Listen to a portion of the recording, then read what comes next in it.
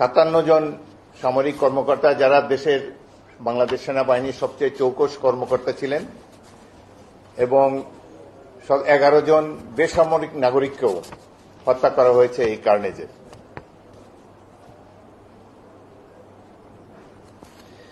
এই বিদ্রোহের আড়ালে বিডিআরের এই বিদ্রোহের তৎকালীন মহাপরিচালক জেনারেল শাকিল আহমেদ সহ এই মেধাবী কর্মকর্তা বৃন্দ এবং 17 জন বেসামরিক লোককে নৃশংসভাবে হত্যা করা হয়। পিলখানার অভ্যন্তর থেকে 38 জন সেনা কর্মকর্তার লাশ উদ্ধার করা হয়। নির্মোহ এবং উন্মুক্ত তদন্ত হলে এই সংখ্যা আরও বৃদ্ধি পেতে পারে। সরকার গঠনের শুরুতেই দেশপ্রেমিক সেনা এর প্রধান কারণ কি ছিল? আমাদের ধারণা যে দেশপ্রেমিক সেনাবাহিনীর মেরুদণ্ড ও নৈতিক বল ভেঙে দেবার জন্য এবং জাতীয় নিরাপত্তা এবং সার্বভৌমত্বকে মারাত্মক ঝুঁকিতে ফেলে বাংলাদেশকে একটি ব্যর্থ, অকার্যকর, নতজানু রাষ্ট্রে পরিণত করার জন্যই এই হত্যাকাণ্ড সংগঠিত করা হয়েছিল। এতে জড়িত ছিল বিদেশি ষড়যন্ত্রের অংশ হিসাবে বেশ কিছু ব্যক্তি সুপরিকল্পিতভাবে ফ্যাসিস্ট হাসিনার মদদে এই হত্যাকাণ্ড ঘটিয়েছিল বলে জনমনে বিশ্বাস রয়েছে। এই হত্যাকাণ্ডে তৎকালীন সরকার শেখ হাসিনা ছাড়াও সেনাপ্রধান মইনুল আহমেদ, শেখ ফজলে নূর তাপস, নূর আলম চৌধুরী লিটন, শেখ সেলিম, শেখ হেলাল, জাহাঙ্গীর কবির নানক, মির্জা আজম, হাসানুল্লাহ কিনু, সাহারা খাতুন সহ আরও অনেক আওয়ামী লীগের নেতৃবৃন্দ এবং তৎকালীন প্রধানমন্ত্রী শেখ হাসিনার ঘনিষ্ঠ আত্মীয়বর্গ জড়িত ছিলেন বলে জনমনের ধারণা রয়েছে। আমাদের মহান মুক্তিযুদ্ধেও এতজন অফিসার একসাথে নিহত হওয়ার কোন নজির নাই। এবং এই হত্যাকাণ্ড যখন শুরু হয়, বিডিআর প্রধান জেনারেল শাকিল, সেনাবাহিনী প্রধান এবং অন্যান্য গুরুত্বপূর্ণ কর্মকর্তাদেরকে টেলিফোনে সাহায্য পাঠাবার জন্য অনুরোধ করেছিলেন।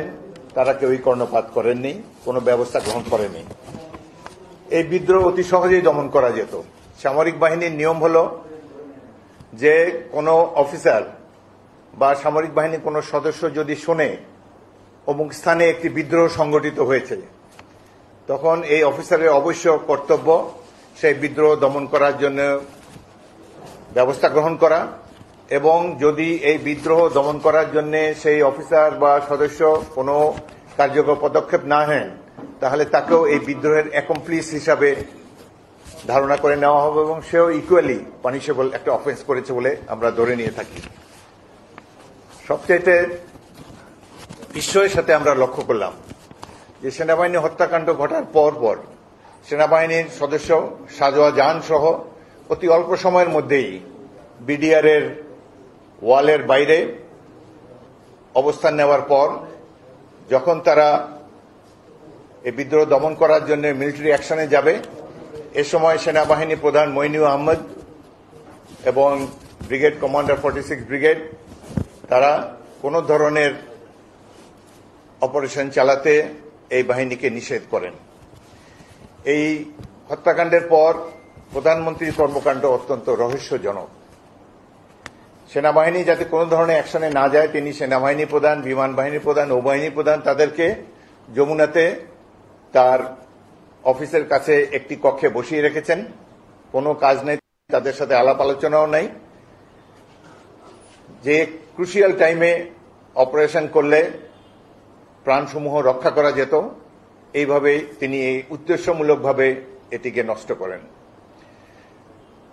এই হত্যাকাণ্ড যারা ঘটিয়েছে তারা প্রথম দিকে কিছুটা আতঙ্কিত ছিল সেনা অভিযানের ভয়ে, কিন্তু প্রধানমন্ত্রী শেখ হাসিনা যখন তাদেরকে যমুনাতে ডাকেন, ডেকে শেরাটন থেকে খাবার দিয়ে আপ্যায়ন করেন এবং সাথে সাথে অতি অল্প সময়ের মধ্যে একটা সাধারণ ক্ষমা ঘোষণা করেন এবং পৃথিবীর ইতিহাসে যেটি নাই, ডিএডি তৌহিদ যিনি একজন জেসিও, তাকে একবারে মেজর জেনারেল পদোন্নতি দিয়ে তাকে বিডিআর বাহিনীর মহাপরিচালক হিসেবে নিয়োগ দেন। অবিশ্বাস্য কর্মকাণ্ড। একজন সুবেদারকে মুহূর্তের মধ্যে মেজর জেনারেল পদে পদোন্নতি দিয়ে একটা বাহিনী প্রদান করে দেওয়া হলো এবং তাদের সাথে যে আচার আচরণ করা হয়েছে এতে বোঝাই যায় যে এই হত্যাকাণ্ডটি একটি সুপরিকল্পিত সরকারি দল শেখ হাসিনা এবং আওয়ামী লীগ নেতৃবৃন্দের যোগসাজশেই এটি সম্পন্ন হয়েছিল। 22 ফেব্রুয়ারি তারিখে আওয়ামী লীগ নেতা ওয়ার্ড কাউন্সিলর তোরাব আলীর বাসায় এই সেনা বিডিআর কর্মকর্তাদের বিডিআর সৈনিকদের সাথে আওয়ামী লীগের শীর্ষ পর্যায়ের নেতৃবৃন্দের একটি বৈঠক হয়। সেই বৈঠকেই আমরা জানতে পেরেছি পরবর্তীকালে যে এখানে এই বিদ্রোহটি কিভাবে সংগঠিত হবে, কিভাবে হত্যাকাণ্ড চালানো হবে, কিভাবে লাশ গুম করা হবে, সকল পরিকল্পনা এই মিটিংয়ে আওয়ামী লীগের এই সভায় স্থির করা হয়।